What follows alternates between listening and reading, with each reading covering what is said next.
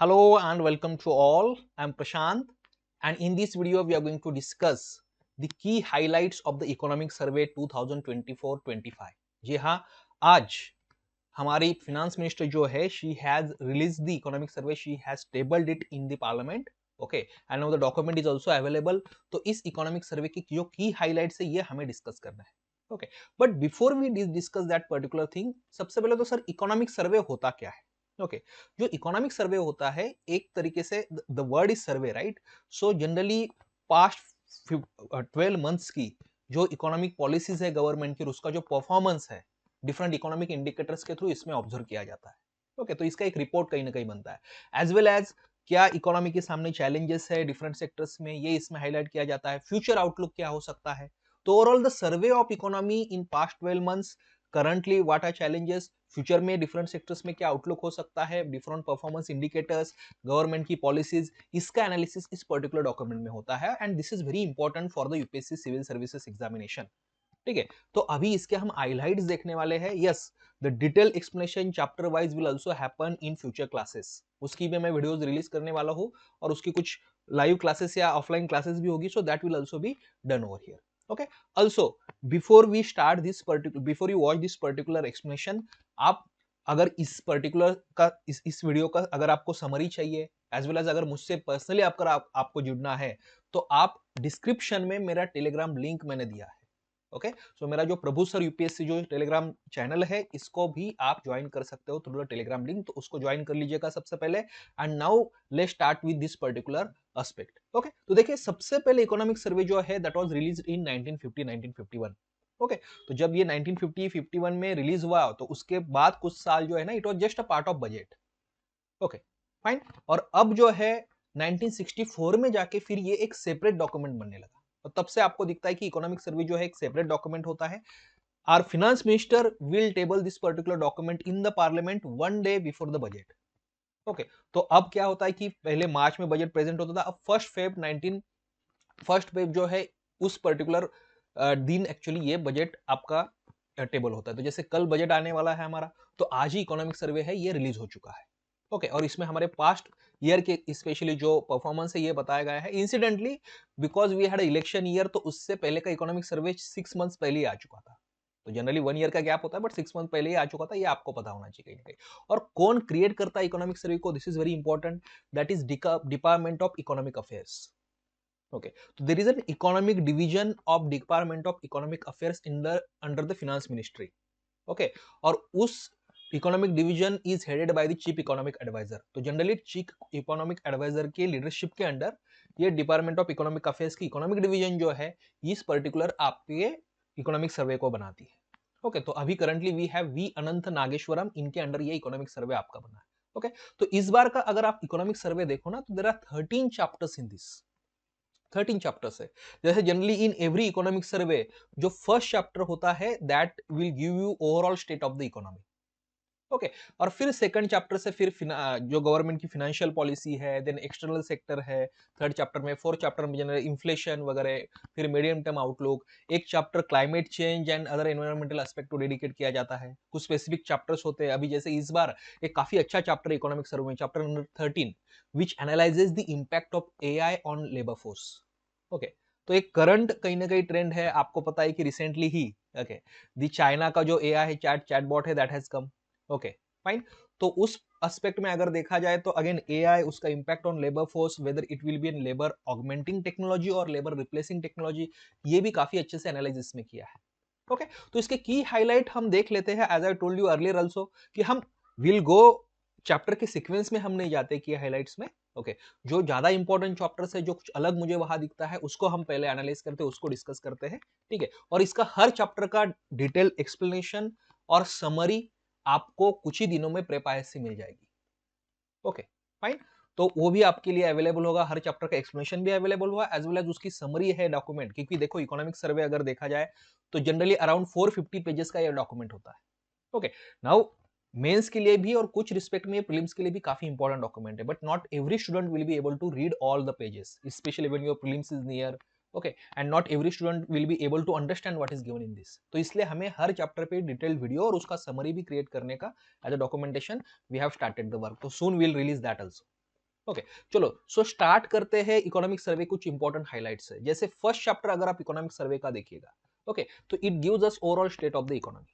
Okay, and whenever we discuss the state of the economy, the one point that is always discussed is the GDP growth prospect. Okay, तो अभी जो current FY25 चल रहा है, financial year 2024-25, okay तो इसका estimated GDP जो है ये कहा गया है कि ये 6.4% हमारी ग्रोथ रेट होगा, एस्टिमेटेड है। वाई? बिकॉज जो लास्ट क्वार्टर है अभी तक उसका कंप्लीट नंबर हमारे पास नहीं है, तो मे बी 2024-25 के लिए estimated GDP will be 6.4%। Okay तो एक स्टेबल आप ग्रोथ रेट है, नॉट एज एक्सपेक्टेड कि ऐसा नहीं कि 7% 8%, बिकॉज एक्सपेक्टेशन क्या है कि 8% से हम ग्रो हो, but we are not growing by that expectation as such, but 6.4% whatever the challenges are there उस हिसाब से वी आर ग्रोइंग। ओके और 25-26 का जो ग्रोथ जो प्रोजेक्शन है that is around 6.3 to 6.8%, again in that band only, कि around 6.4% 5% से ही मुझे लगता है कि economy will grow, as economic survey is also सही। Okay and again if you hear the today's, आप देखना आज के हमारे चीफ इकोनॉमिक एडवाइजर है उनका स्पीच भी अगर देखिएगा तो he started his speech with the challenges. Okay तो कहीं ना कहीं वो स्पीच जब चैलेंजेस से स्टार्ट करते हैं उनका प्रेजेंटेशन, तो तभी समझ में आ चुका था कि ये जीडीपी ग्रोथ रेट को कहीं ना कहीं they are trying to justify कि whatever GDP growth rate we are having here, it may not be 7.5% 8%, it is lesser but still it is stable considering the challenges that we are having.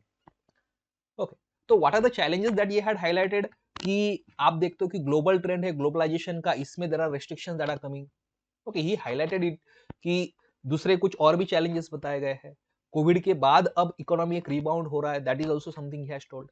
Okay तो उस respect में the growth rate has B का projection जो है next year का that is somewhere between 6.3 to 6.8%, इसका growth rate हमारा हो सकता है। ओके फाइन, तो ये कहीं ना कहीं हमारा जो डिकेडल एवरेज है ग्रोथ रेट का उसके लाइन में ही, that's what economic survey says. Okay fine, कि लास्ट डिकेड का जो एवरेज है ओवरऑल ग्रोथ रेट का उसी के लाइन में हमें ये दिखता है। और ओवरऑल अगर वर्ल्ड का आउटलुक आप देखना, now this is very important, world का आउटलुक आप देखना, थोड़ा सा पर्सपेक्टिव सबको क्लियर होना चाहिए कि वर्ल्ड का अगर ग्रोथ रेट आप प्रोजेक्शन देखिएगा 2025 estimated growth rate that is 3.3%। Okay fine, जो एडवांस इकोनॉमीज है their growth rate is even lesser, which is a case in advance economy, क्योंकि advance economy already economy stabilized होती है। Okay उनका base जो होता है हाई होता है, तो उसमें ओवरऑल ग्रोथ रेट जो है आपको कमी दिखेगा। ओके और इमर्जिंग इकोनॉमीज का एवरेज जो है, इमर्जिंग एंड डेवलपिंग इकोनॉमीज का एवरेज जो है, यह आपको कहीं ना कहीं 4.2% of the GDP growth rate दिखता है।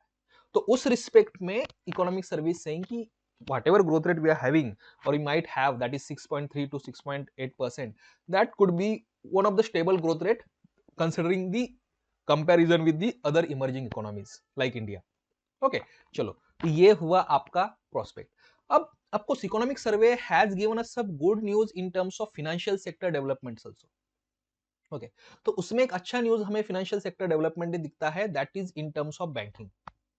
Okay because the economic survey highlights कि बैंकिंग की जो असेट क्वालिटी है that is actually increasing. If you read the economic surveys of 14 15 16 2014 15 16 17 18 19, ये सारे इकोनॉमिक सर्वेज आप पढ़ना, the government was more concern with the non performing assets and capital adequacy ratio of the banks. Okay and if you see economic survey इस बार का क्या कह रहा है कि जो गवर्नमेंट ने पॉलिसीज उस वक्त लॉन्च की थी, there are multiple policies that were launch by the government in terms of for banking sector in order to improve their asset quality. Okay और हमें देखता है कि कहीं ना कहीं एनपीए जो है हमारे शेड्यूल कमर्शियल बैंक्स की, that have come down to almost 2.6%, सितंबर 2024 का डेटा है। ओके एंड सितंबर 2024 का लास्ट डेटा हमें बताता है कि एनपीए जो है ये नेट उनकी जो असेट्स है उसके 2.6%, मतलब जितने लोन्स दिए हैं बैंक्स ने, शेड्यूल कमर्शियल बैंक्स ने, ओके ऑन एन एवरेज उस लोन के 2.6% ही अब एनपीए बचा है, विच rate used to be almost more than 10% at one point of time. For government backed it was even 15% for some of the banks. Okay and जो indicator है bank के profitability का, that is return on investment, even that is also showing improvement. Okay कि return on investment का भी अगर graph देखना तो आरओए जो है, sorry return on assets, return on investment it is for the companies, return on assets, assets मतलब loan यहाँ पे। ओके तो जो लोन बैंक्स देते हैं उस पे जो रिटर्न उनको मिल रहा है that is around 1.4% of the total loans that is given. Okay so at profitability is increasing, okay and non-performing assets are decreasing, okay and that's a good news for the banks over here। Okay, and at the same time आगे अगर आप देखना तो capital adequacy ratio जो है banks का, जो basal 3 norms में बैंक्स को कुछ अधर करना पड़ता है, कैपिटल एडिक्वेसी रेशियो उसमें कितना है, ऑल दैट ओके, जनरली हम इकोनॉमिक क्लास में डिस्कस करते हैं। So even that is improving over here, वो भी हाईलाइट किया गया है बाकी कुछ एस्पेक्ट्स में। Okay, now if you move ahead, okay, तो here again in terms of financial sector the capital market का जो ग्रोथ है इंडिया में, that is also highlighted in this particular market. Specially इसमें mutual funds, new time users जो India में है, शेयर मार्केट्स में जो आए हैं, इनका नंबर काफी बढ़ चुका है। Okay, fine.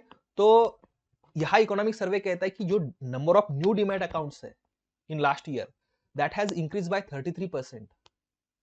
Okay, and number of unique mutual fund investors जो है, मतलब if you see the data from financial year 2021 till 2024, December 2024, okay, तो नए जो इन्वेस्टर्स है, म्यूचुअल फंड इन्वेस्टर्स इंडिया में ऑलमोस्ट 2.9 करोड़ से बढ़ चुके हैं। तो जो म्यूचुअल फंड सही है, टैगलाइन है, मुझे लगता है इंडियन इन्वेस्टर्स ने, रिटेल इन्वेस्टर्स ने काफी ज्यादा सीरियसली लिया है। ओके, और उस वजह से हमें दिखता है कि स्टॉक मार्केट में रिटेल इन्वेस्टर्स की काफी संख्या बढ़ रही है। Okay, fine.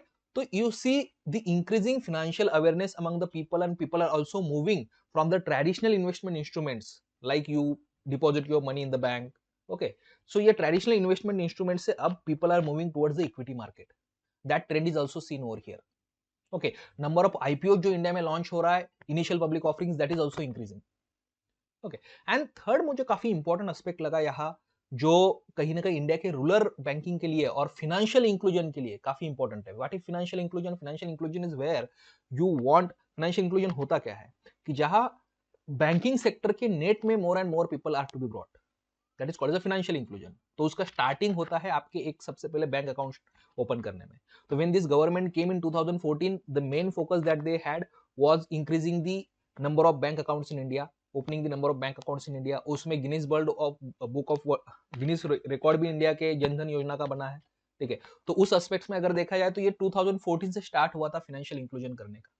ओके, और उसमें आज इंडिया काफी आगे बढ़ चुका है, because you know that almost everybody is having bank account now. Okay, most of government schemes का पैसा डायरेक्टली बेनिफिट ट्रांसफर के थ्रू बैंक में जाता है। People are using more banking. Okay, then digital banking, you can say one of the best country अब digital banking के लिए India है। यूपीआई हम सब लोग यूज करते हैं। तो उस रिस्पेक्ट में देखा जाए तो फाइनेंशियल इंक्लूजन में हमने काफी ज्यादा प्रोग्रेस किया है। But here economic service particularly highlighting the role of regional rural banks. 2 अक्टूबर 1975 में first regional rural bank India में एस्टैब्लिश होती है। ओके, और ये फर्स्ट रीजनल रूरल बैंक जब एस्टैब्लिश होता है तो main aim of that particular bank was to give the banking access in the rural area. Okay, और आज इसकी अराउंड 22,000 बैंक्स बन चुकी है, ब्रांचेस बन चुकी है रीजनल रूरल बैंक्स की। Okay, and that's a very huge number, and that is also playing a very big role, especially in rural area in the financial inclusion, because इस regional rural banks में लोग जाते हैं, वहां अपना जो है बैंकिंग ऑपरेशन करते हैं कहीं ना कहीं, और ये 22,000 branches is a very big number as such देखा जाए तो। Okay, now if you go further तो हम देखते हैं एक्सटर्नल सेक्टर के रिगार्डिंग। ओके, तो एक्सटर्नल सेक्टर में इकोनॉमिक सर्वे जो है इट हाईलाइट सर्टेन चैलेंजेस। अगर देखा जाए तो when it comes to the trade balance, तो कहीं ना कहीं इकोनॉमिक सर्वे कहता है कि देखो जो हमारा मर्चेंटाइज एक्सपोर्ट है, गुड्स का एक्सपोर्ट है, या गुड़ के रिस्पेक्ट में मर्चेंटाइज ट्रेड बैलेंस जो है हमारा, ये इंडिया के कहीं ना कहीं फेवर में नहीं है। There we are lacking because we are importing more value of goods than we are exporting. Okay, but when it comes to the services sector, अगर आप सर्विसेज सेक्टर देखा जाए तो सर्विसेज सेक्टर में हमारा ट्रेड सरप्लस है। Okay, we are exporting more value of services than we are importing, and this is consistent in India. अगर देखा जाए तो हमें 23 में भी ये दिखता है, 24 में ये पर्टिकुलर कहीं ना कहीं दिखता है कि सर्विसेज के एक्सपोर्ट्स अगर आप देखा जाए तो इंडिया के काफी ज्यादा है, almost $281 billion we export services. Okay, fine. और इंपोर्ट अगर देखा जाए तो is quite less in that, तो उसमें ऑलमोस्ट 131 बिलियन का सर्विस एक्सपोर्ट का सरप्लस हमें यहाँ मिलता है। तो ये प्रीलिम्स के लिए भी इंपॉर्टेंट फैक्ट है आपके लिए कि in terms of services we are surplus. If your trade balance देखो, बीओपी होता है एक balance of payment, balance of payment का एक एस्पेक्ट होता है ट्रेड बैलेंस। ओके, अब इस ट्रेड बैलेंस में भी गुड्स का मर्चेंटाइज बैलेंस होता है, फिर उसके बाद सर्विसेज बैलेंस होता है। तो उसमें सर्विसेज में we are surplus, that we should understand. Overall balance of trade में we are negative, but services में we are positive. Okay, fine. And economic survey also then highlights some of the aspects that we had done for the some of the initiatives that is taken by the government for the exporters, कि exporters के लिए ease of doing business economic survey जो है बताता है कि government ने कैसे बढ़ाया है।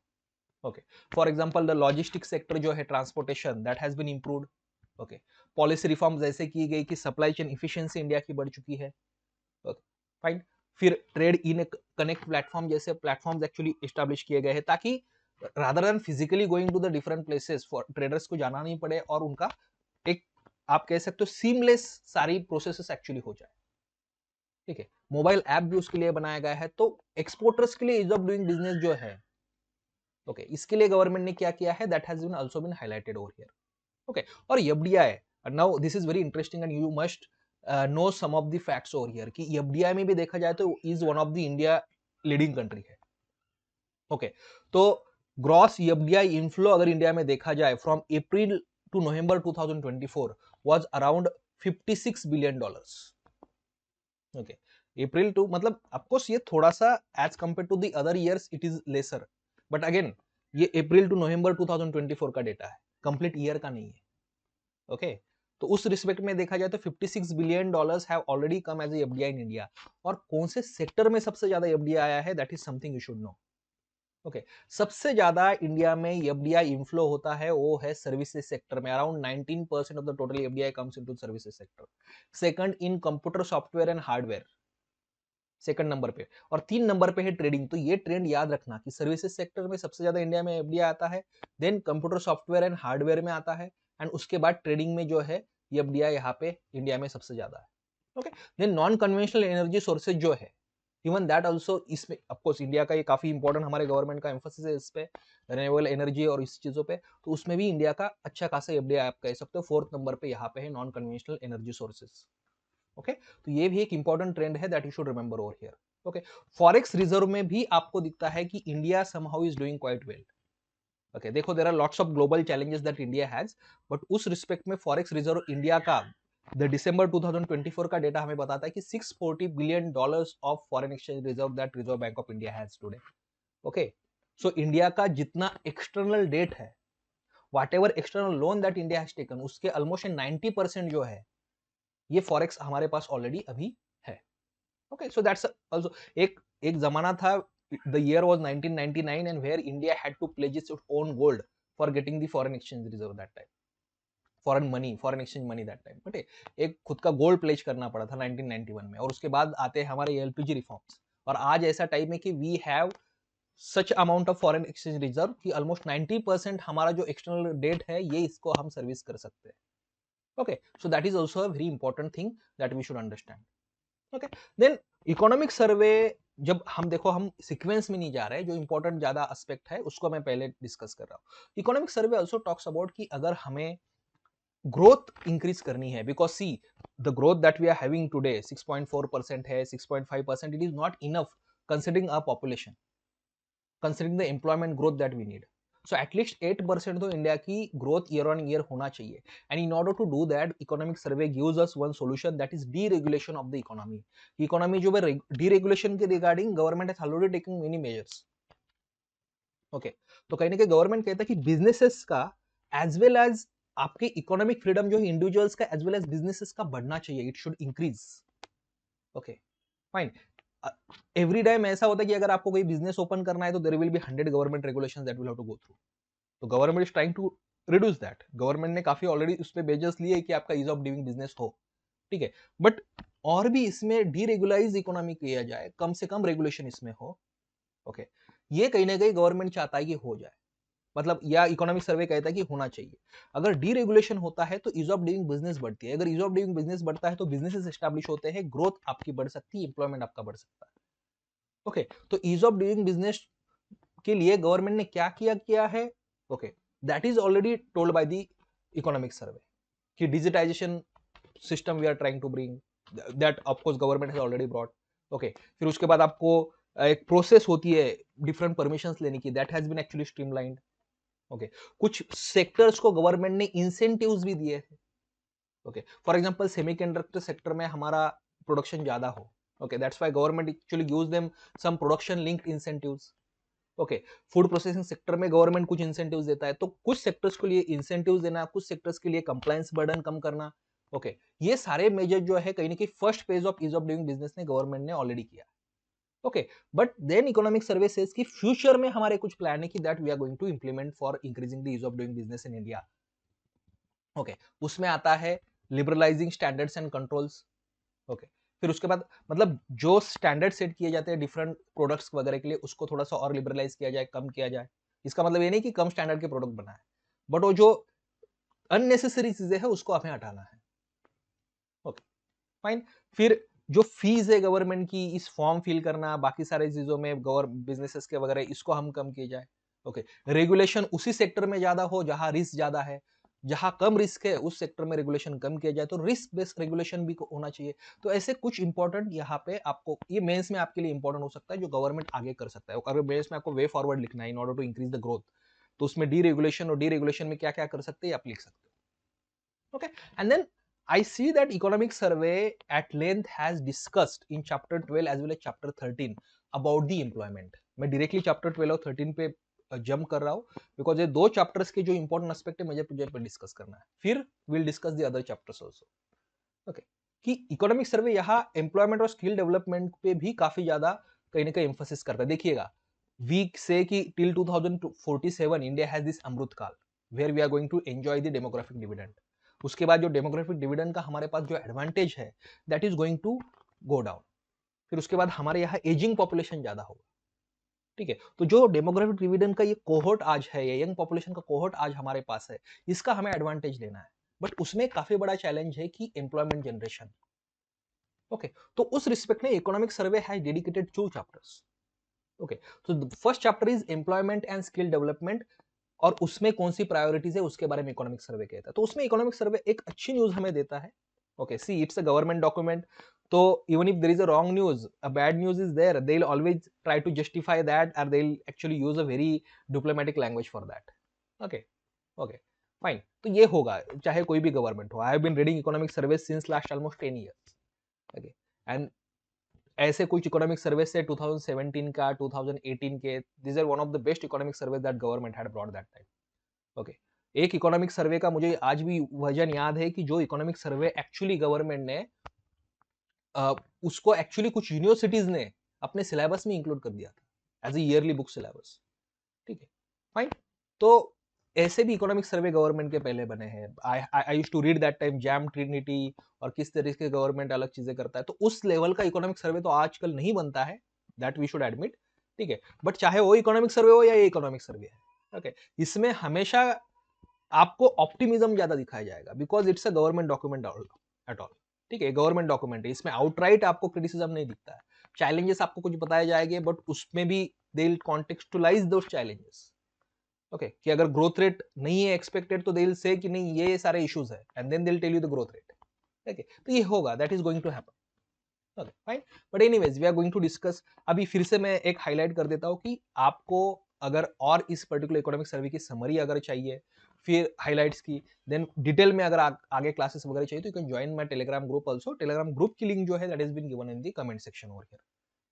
Okay, fine. तो आगे आप देखना इकोनॉमिक सर्वे कहता क्या है कि over the period of time the unemployment in India is decreasing. ये अनएम्प्लॉयमेंट का यहाँ ग्राफ है जो ग्रीन दिख रहा है आपको। ओके, और जुलाई टू सितंबर का 2024 का जो सर्वे है, पीरियोडिक लेबर फोर्स सर्वे जो है हमारा, ओके, ये periodic labour force survey ministry of statistics and programme implementation this survey ये लाता है। तो ये पीरियोडिक लेबर फोर्स सर्वे कहता है कि कहीं ना कहीं unemployment in July to September 2024 was around 6.4%। Okay, तो और ये डिक्रीजिंग ट्रेंड कहता है कि ये दिख रहा है उसमें। और कहीं ना कहीं ये भी ऑब्जर्वेशन किया गया है यहाँ पे कि इंडिया का लेबर फोर्स पार्टिसिपेशन जो है that is increasing. Okay, India का लेबर फोर्स पार्टिसिपेशन है स्पेशली फीमेल का, दैट इज इंक्रीजिंग। ओके, तो it actually gives us certain states, you can see some of the states over here. जैसे कुछ states है, जैसे महाराष्ट्र है, it has 32% of the female labour force participation. Okay, south Indian states, then the state like MP also gives you almost 39% of the female labor force participation. Okay, so as compared to the 2017-18, 2023-24 gives you a better picture over here. Okay, जैसे MP का ही 2017-18 में देखा labour force participation rate 23% था female का, आज वही है 39%। Okay, if you see the Rajasthan, the same number is increased to 38% from 19%. Okay, and it is almost everywhere. ये आपको कहीं ना कहीं प्रोग्रेस दिखता है. Okay, चाहे वो नॉर्थ इंडियन स्टेट से, साउथ इंडियन स्टेट से. Okay, fine. So that's one of the important aspect that economic survey is trying to highlight over here. Okay, fine. और क्या क्या गवर्नमेंट ने मेजर्स लिए हैं in order to further boost the labour force participation, that government is trying to give access to the credit. ये सारे आप बस लिख सकते हो आपके मेंस एग्जाम में भी, सारे याद नहीं रहेंगे, जितना याद रख सकता है. संकल्प प्रोग्राम है गवर्नमेंट का, प्रधानमंत्री कौशल विकास योजना है, ठीक है. फिर फॉर्मलाइजेशन women led enterprise का करना है, मार्केटिंग सपोर्ट देना है उनको. these are many things that are actually taken done by the government. okay, and एक दो एस्पेक्ट जो है, मतलब आप कह सकते हो कहीं ना कहीं वे फॉरवर्ड जो है, ओके, ये गवर्नमेंट ने यहाँ हाईलाइट किए हैं इन terms of increasing the employment in India. कि दो सेक्टर पे गवर्नमेंट यहाँ हाईलाइट करना, या इकोनॉमिक सर्वे यहाँ हाईलाइट करता है कि जिसपे हमने काम करना चाहिए in order further increasing the employment. एक सेक्टर है डिजिटल इकोनॉमी यूज करना फॉर जॉब क्रिएशन.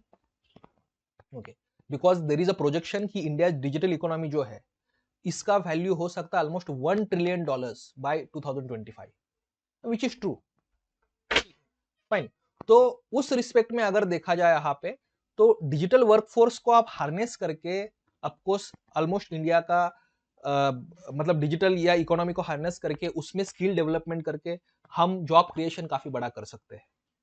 ओके, हालांकि उसमें एक चैलेंज या अपॉर्चुनिटी भी कह सकते हो कि गीक वर्कर जो है दे विल इंक्रीज. जो कॉन्ट्रैक्ट वर्कर्स है, फुल टाइम वर्कर जो नहीं होते, ये गीक इकोनॉमी जो है इसकी भी साइज इंडिया में बढ़ने वाली है. उसमें लोग काम करने, जैसे जोमेटो में जो काम करता है, स्विगी के लिए जो काम करता है, ओके, ओला उबर के लिए जो काम करता है, जो फ्रीलांसर्स होते हैं, इनकी और आपको दिखता है कि कहीं ना कहीं नंबर आगे बढ़ने वाला है. ओके, तो वो एक चैलेंज भी है, अपॉर्चुनिटी भी हमें दिखता है उसमें. ओके, तो एक है कि डिजिटल इकोनॉमी को यूज करना, and this could be very important in your mains exam. Second है बिल्डिंग ग्रीन वर्कफोर्स, जो रिन्यूएबल टेक्नोलॉजीज है. अब इस पे ज्यादा इन्वेस्टमेंट होगी देखिएगा फ्यूचर में. ओके, और ऐसे रिन्यूएबल टेक्नोलॉजीज के रिगार्डिंग स्किल डेवलपमेंट करना, और ग्रीन वर्कफोर्स उसकी कहते हैं कि the workforce that will actually work in the renewable technology sector. Okay, green sector, तो उसकी स्किल डेवलपमेंट करना is also again very important thing. Okay, जैसे इकोनॉमिक सर्वे हाइड्रो पावर का एग्जांपल देता है कि हाइड्रो पावर अराउंड 453,000 पीपल जो है ये रिन्यूएबल्स, इंडिया के रिन्यूएबल सेक्टर में कहीं ना कहीं एम्प्लॉय करता है. ओके, तो ऐसे काफी इंपॉर्टेंट एस्पेक्ट्स यहाँ पे, तो दो यहाँ हाईलाइट किया गया कि ट्रेडिशनली देखिएगा टूरिज्म सेक्टर है, एमएसएमई सेक्टर है, ये हाईलाइट किया जाता है कि इसमें आप एम्प्लॉयमेंट बढ़ाओ. ओके, बट ये यहाँ इकोनॉमिक सर्वे ने काफी अच्छा ट्रेंड हमें बताया है कि digital economy, yes it is growing, it is going to grow. Okay, and we in terms of digital economy we are one of the best place in the world by the way. ठीक है, तो उसमें we can further work, और green workforce build करने में हम further work कर सकते हैं. Okay, but again now as I told you कि there are 2 chapters almost that economic survey is dedicated for the labor issue. okay, तो पहला चैप्टर तो हमने थोड़ा हाईलाइट देख लिया. जो लास्ट चैप्टर है इकोनॉमिक सर्वे का, चैप्टर नंबर 13, ये काफी इंपॉर्टेंट इशू डिस्कस करता है.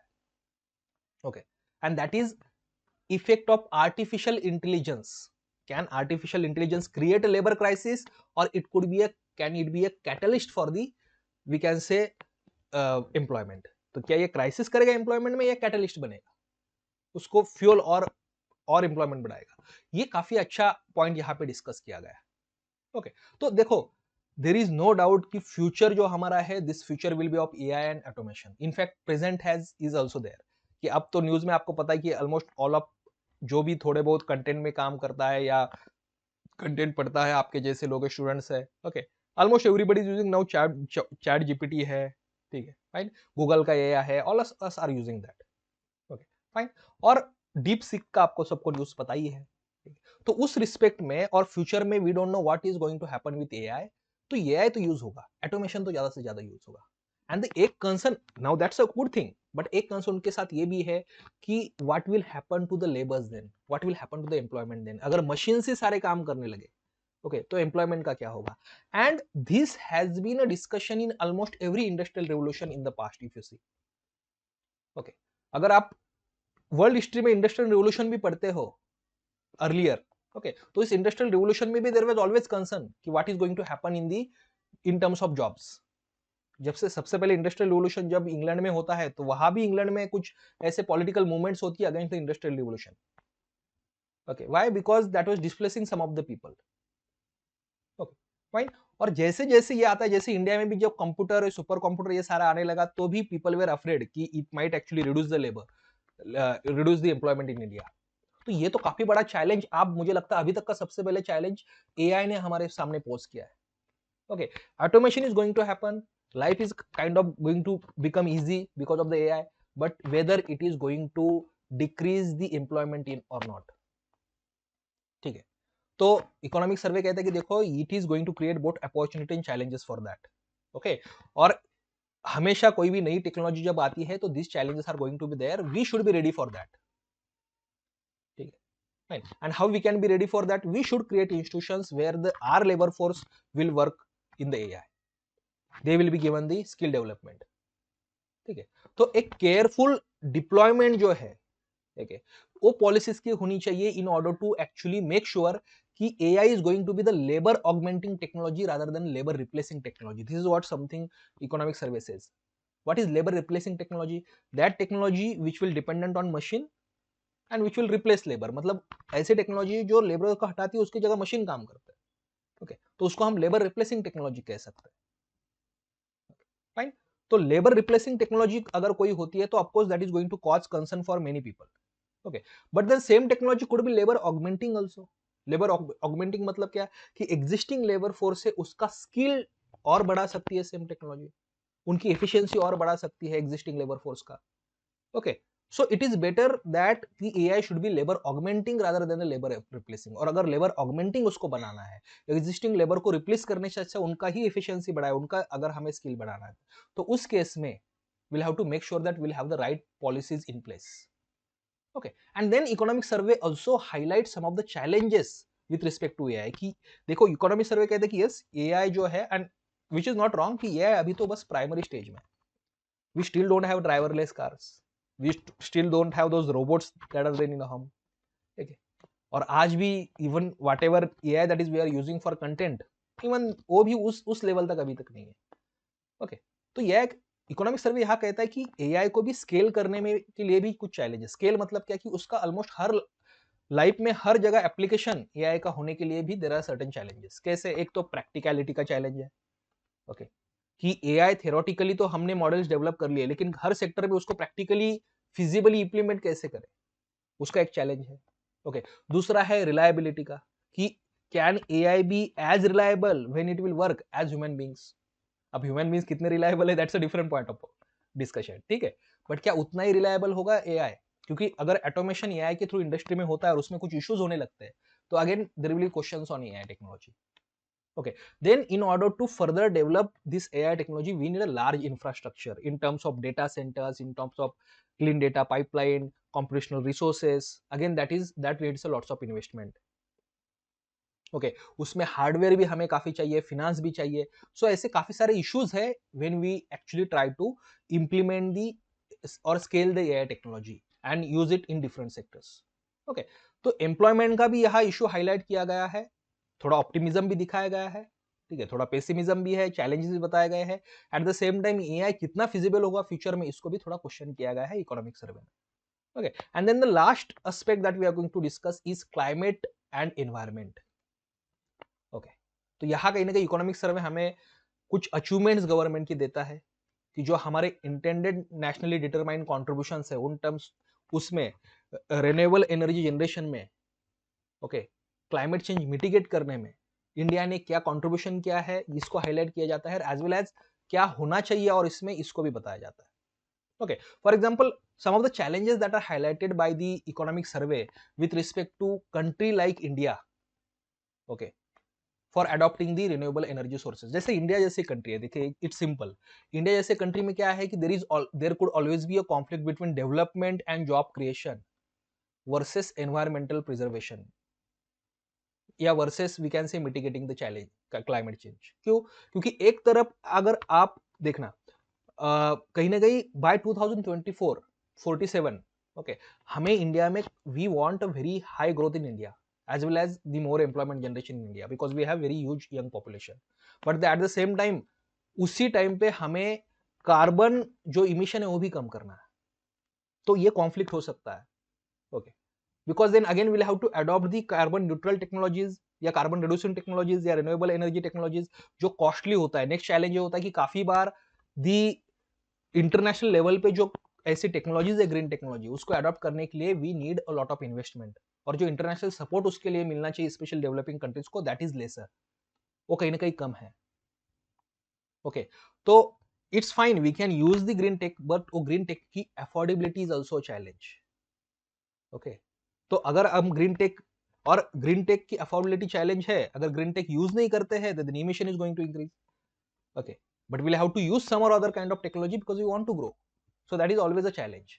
तो उस रेस्पेक्ट में एक्चुअली कहने का economic survey is telling us कि climate change adaptation should be brought to the forefront because climate change is going to affect us. Okay, तो उसका एडेप्टेशन कैसे कर सकते हैं, उसके रिगार्डिंग टेक्नोलॉजीज हम कैसे ला सकते हैं, that we should try to understand. जहां ज्यादा कहीं ना कहीं कार्बन इमिशन होता है उसको हम कैसे कम कर सकते हैं। लाइफ जो है, मिशन लाइफ जो है इंडिया का, इसको भी इसने हाईलाइट किया है। मिशन लाइफ बेसिकली क्या कहता है कि अगर आप कुछ लाइफस्टाइल चेंजेस करते हैं हम, okay, which India since ancient ages has been adopting, certain हमारी नेचुरल प्रैक्टिस हम अडॉप्ट करते हैं, अगर कुछ लाइफस्टाइल चेंजेस हम करते हैं तो क्लाइमेट चेंज मिटिगेशन में, क्लाइमेट चेंज की जो ओवरऑल ग्लोबल टेम्परेचर है, पोल्यूशन कम करने में ये काफी हमें मदद हो सकती है। Okay, so life initiative India का जो है lifestyle for environment, which is highlighted by our prime minister also time and again. Okay, तो इसमें कहीं ना कहीं एज अ सिटीजन या एज अ ग्लोबल सिटीजन जो हमारी कलेक्टिव एक्शन है, that can help us in further reducing this particular climate change. Okay, for example lifestyle change आप देखिएगा। Okay, if you see simple thing, एक काफी interesting fact that यहाँ हमें economic survey बताता है कि if every person will make sure, okay, कि he eat each and every food that is given on plate, मतलब फूड वेस्ट अगर हम नहीं करते, whatever food we are eating, and अगर हम आज रिजोल्यूशन लेते हैं कि एज अ पर्सन की for whole year we are not going to waste the food, जो भी हमें प्लेट पे दिया we are going to finish everything, उन केस में भी हमारा almost 90 KG per person food जो है पर ईयर हमारा सेव हो सकता है।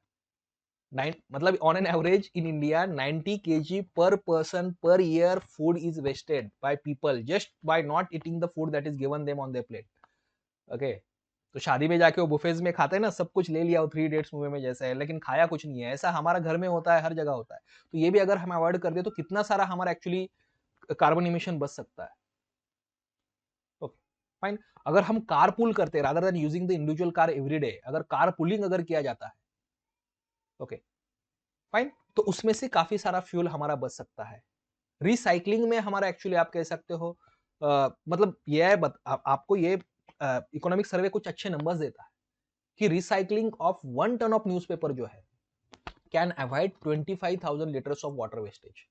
1 टन ऑफ न्यूज़पेपर का बस रिसाइकलिंग करो, हमारा 25,000 जो है लीटर्स ऑफ वाटर जो वेस्टेज है ये कम हो सकता है। ओके, तो this are some of the important points that are highlighted by the AI. और लास्ट उसमें कहीं ना कहीं गवर्नमेंट सोशल सेक्टर के लिए क्या कर रहा है, हेल्थ, एजुकेशन, वीकर सेक्शन के लिए, that is also given. Okay, तो ये आपको इकोनॉमिक सर्वे कहता है कि इंडिया में जो सोशल सेक्टर पे स्पेंडिंग है in terms of absolute numbers, that is over the period of time is increasing only. Okay, जैसे if you see this particular, यहाँ अगर आप चार्ट या ग्राफ देखना तो सोशल सेक्टर स्पेंडिंग जो है एब्सोल्यूट नंबर्स में ये इंडिया का आपको दिखता है कि ये बढ़ रहा है। ये अगर येलो आप यहाँ देखिएगा, दैट इज इंक्रीजिंग। ओके, और एब्सोल्यूट नंबर में अगर देखा जाए तो as compare to the physical year 2021, sorry, as compared to the earlier years to fiscal 2021, 2025 में we are going to spend almost 25 lakh, okay, या 26 lakh crore rupees on the social services, sorry, social expenditure, sir, social service expenditure like health, education, all these things. okay, और उसके कुछ result हमें already मिल चुका है, जैसे for example India में as per the economic survey around now 97% of the schools have girl toilet, 95% of them have boys toilet. okay, 97%, 94%, 95% of the school जो है they have hand wash facility. Okay, तो ये social sector के सारे expenditures है, health के regarding expenditures है, government के जैसे इनिशिएटिव्स है, निपुण भारत इनिशिएटिव है। ओके, फाइन, बाकी सारे इनिशिएटिव्स है, पीएमवीई विद्या चैनल है, ये सारे यहाँ हाईलाइट किया गया है इसमें। ओके, चलो। और उसी तरीके से इकोनॉमिक सर्वे आपकी आप कह सकते हो कि एक काफी इंपॉर्टेंट एस्पेक्ट सर्विसेज के बारे में भी हमें बताता है कि कैसे over the period of time service sector का contribution in terms of India total GVA is increasing. तो ऑलमोस्ट आज अगर देखा जाए तो 55% से भी ज्यादा सर्विस सेक्टर हमारे जीडीपी या जीवीए में कंट्रीब्यूट करता है। जीडीपी और जीवीए का बाय द वे डिफरेंस क्या है, मुझे आप कमेंट सेक्शन में बताइए, ठीक है, फाइन। और कौन सा प्रोड्यूसर पॉइंट ऑफ व्यू से होता है, कौन सा मार्केट पॉइंट ऑफ व्यू से होता है, आप बताइए, ठीक। और in terms of global service export also India का contribution is increasing. Almost 4.3% of the global service export जो है आज इंडिया अकेला करता है out of all the total global service export, और जो इंक्रीजिंगली मतलब वो बढ़ ही रहा है एक्चुअली, ऑलमोस्ट डबल से भी ऊपर हो चुका है सिंस 2005। Okay, fine. बट इस सर्विस सेक्टर जिसपे हम काफी डिपेंडेंट है in terms of employ generation as well as overall GDP, तो उसमें भी we have certain challenges of language barriers, okay, challenges of offshore working, okay, fine. क्योंकि physically सब लोग एक साथ प्रेजेंट नहीं होते, काफी बार वर्क जो है बाहर का है कंट्रीज का, और यहाँ से हम सर्विस प्रोवाइड करते हैं, लैंग्वेज के इश्यूज है, ठीक है, इंफॉर्मेशन गैप के इश्यूज है, डायरेक्ट सुपरविजन नहीं हो पाता है वर्कफोर्स का, all this things are issue there, challenges है। But then opportunities also there, कैसे एआई टेक्नोलॉजी यूज करके हम कैसे और सर्विसेज सेक्टर में आगे जा सकते हैं। एम्बेडेड सर्विसेज में काफी डिमांड होती है। एम्बेडेड सर्विसेज अलग अलग टाइप की होती है, जैसे एक एम्बेडेड सर्विस होते हैं वेयर सॉफ्टवेयर एंड हार्डवेयर दोनों एम्बेडेड होते हैं जिस टेक्नोलॉजी में, उसको हम एम्बेडेड टेक्नोलॉजीज कहते हैं, ठीक है। तो ऐसी सर्विसेज है, ओके। तो इसमें हमें फॉर अपॉर्चुनिटी है, एआई की एक अपॉर्चुनिटी है, एम्बेडेड सर्विसेज में हमारे कुछ अपॉर्चुनिटी है, ओके। और इसमें policy support that we need is the skilling at the local skilling, digital revolution का फायदा लेके स्किलिंग हमें करना। तो यहां फिर से वही है, लेबर के रिगार्डिंग, एम्प्लॉयमेंट के regarding AI is highlighting, sorry इस इकोनॉमिक सर्विस हाईलाइटिंग, ओके। तो ऑलमोस्ट 3 से 4 चैप्टर में आपको कहीं ना कहीं इकोनॉमिक सर्वे आपको वही है कि लोकल लेवल पे स्किलिंग करना, लेबर फोर्स, ठीक है, इसमें क्या है, ये सारी चीजें यहां बताता है, okay, fine. And then there are so many other things that economic survey has highlighted. अगर आप उनका चैप्टर नंबर आगे का पढ़ना इंफ्रास्ट्रक्चर के बारे में इंडिया में, तो वंदे भारत एक्सप्रेस में, ठीक है, ये वंदे भारत एक्सप्रेस इंडिया में अब 68 हो चुकी है। कैसे इंफ्रास्ट्रक्चर में इंडिया आगे बढ़ रहा है। 2020 18 और 22 के बीच में we had only 2 Vande Bharat express, ठीक है। Today when we are sitting almost 68 से ऊपर वंदे भारत एक्सप्रेस भी है, okay. Number of operational airports की भी इंडिया में काफी, अब वो भी नंबर काफी बढ़ चुका है, ठीक है। डिजिटल कनेक्टिविटी भी इंडिया में अगर देखना है, गवर्नमेंट का जो इनिशिएटिव है भारत नेट, ओके, ओके, उसके थ्रू भी आप देखते हो कि काफी सारे विलेजेस में अब ब्रॉडबैंड जो है पहुंच चुका है, ओके। तो इस सब एस्पेक्ट्स में आप कह सकते हो कि India is progressing, but there are many challenges also. और मुझे लगता है कि ओवरऑल अगर आप इकोनॉमिक सर्वे कहना है, डायरेक्टली ये नहीं बता रहा है, but we can say the verdict is कि growth issue is there, whatever growth we are having that might be justified in the current global scenario, okay, but it is not enough considering the India's need, okay. So in climate change, in other things we are doing good, in infrastructure we are doing good, but there is a lot to be done further, okay, so that we can achieve at least that 8% of the growth rate, okay, in order to give the employment to the most of the sections of the population, in order to reap the benefit of that Amrut Kal till 2047 as our Prime Minister envisages. Okay, thank you. Thanks a lot.